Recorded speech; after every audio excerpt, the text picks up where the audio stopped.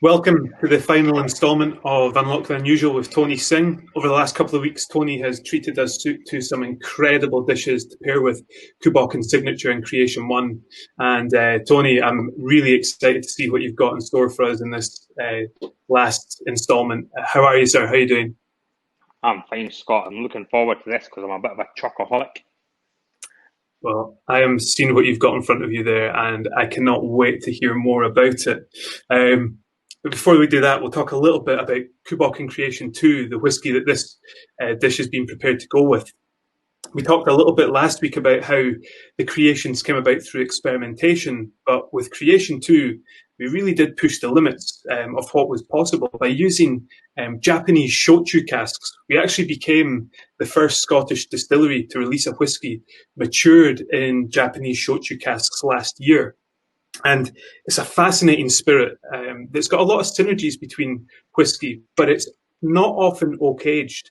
You do get some oak aged shochus, but for the most part, they're matured in earthenware vases. So back in 2012, when we got the chance to buy some shochu casks, we leapt at the opportunity and we got them over to the distillery and filled them with some Bòcan spirit. But at that time, those casks were not allowed to be used in the production of Scotch whisky. We could use the casks at the distillery, but we could never bottle it as Scotch whisky. But last summer, the regulations eased up a little bit, and it's allowed us as distillers to be a little bit more experimental and push the boundaries of flavour a little bit more. And it tied in perfectly at the timing of when we were releasing Bòcan. So we've used those Japanese shochu casks here. And as we'll talk about, this whiskey is all about texture. It's a combination of the shochu casks, which are nice and light, and the European virgin oak, which is quite spicy. And we'll get into that when we try it. But Tony, texture, how important is that when it comes to creating a dish? It's one of the pillars of when you're building a dish. One of the foundations. You look at temperature, flavors, textures, contrasting textures, where you can add texture that's unexpected with flavor. Lots of garnishes you see nowadays are just there for garnish. I never try to add anything that isn't part of the dish intrinsically.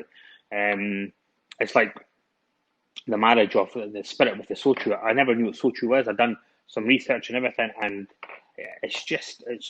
the whiskey is just that salty, caramelized, sweet smoke, fresh finish. I love it. It's great.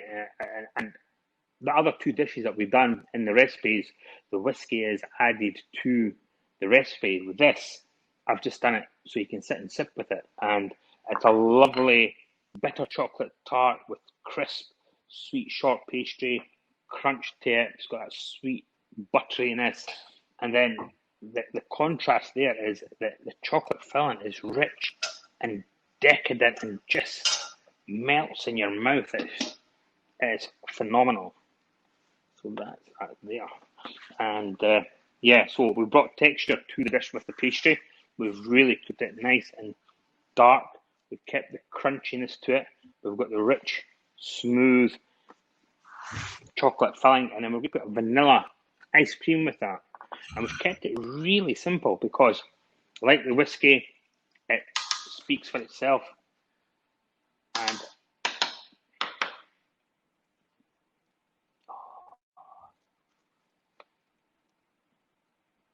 That is a thing of beauty right there.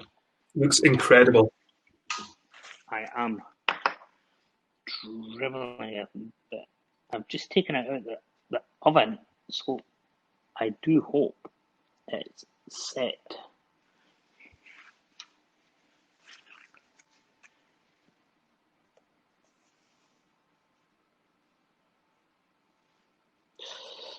Look at that, just set and no more. So you've got that rich, unctuous. Can you see how it's just holding together? It's got a wobble. Amazing. And to that, vanilla ice cream, Madagascar vanilla.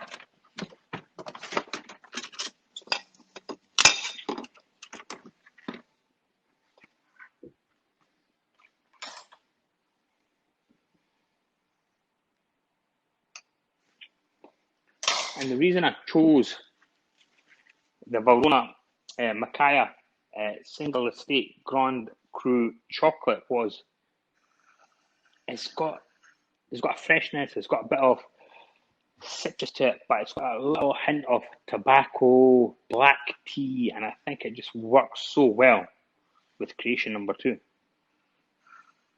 That looks amazing. I think Creation Number 2, like we said, has a real lightness to it from the shochu casks. There's a richness to it from the European virgin oak, but it's held in together. And I think just with that wonderful dark chocolate, it's going to be that amazing juxtaposition of mouthfeels and textures. Totally. And I dig some about chocolate. It's a rich chocolate tart, but I could probably do 2 slices with the Creation Number 2 against normally the 1 slice because it is rich, but this helps cut through that richness. It's wonderful. Yeah, it looks incredible. I mean, that's been 3 weeks now that we've been pairing these whiskies and your creations together. There, have you had a favourite combination yourself over the last 3 weeks? I would say Signature with North Ronaldsay mutton, because brushing the raw meat with the dressing with the whiskey in there, the smoked paprika and the pickled shallots that pick out the notes of star anise, cinnamon, clove. It just works so well. So I really played with that to get the same kind of notes to the whiskey. So that's my favourite. Yeah, I'm a big chocolate fan myself, Tony, I must admit. So when I'm looking at what you've got in front of you there, I'm incredibly envious of that, and I would love to try it. Was there anything when you were looking at the whiskies and creating these dishes that you thought of and it didn't work out? Was there anything that happened there, or was there other things that you would like to try with the whiskies?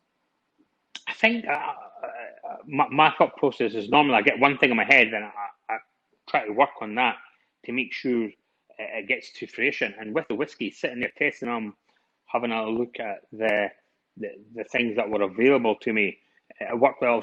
I'm always apprehensive because of the strength of the alcohol content, but with the Creation Number 2 and having it as an accompaniment to the chocolate works perfectly.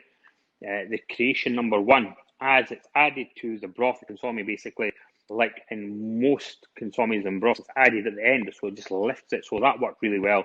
And I was so pleasantly surprised when I used it just in the dressing for the mutton. So no, it all worked. It all went to plan. Fantastic. I'm glad to hear that. What's next for you, Tony? What's next? I probably think I'm going to put on a stone and a half after I eat this by myself, and then I'm going to go through all my whiskies again. But no, I think we're just waiting to start the supper clubs again up at the house, where I think Bòcan will be making a more of an appearance on the dishes and in the aperitifs and cocktails that we do. Well, fantastic. I look forward to hearing your guests' feedback. And for anyone that has been watching along, all the recipes to these dishes will be on our website, and we'd love to see you give them a try or try your own combinations with Bòcan as well. Tony, thank you so much for your time and your work Scott, over the last thank 3 you. weeks. And Slanjava. Sanjava.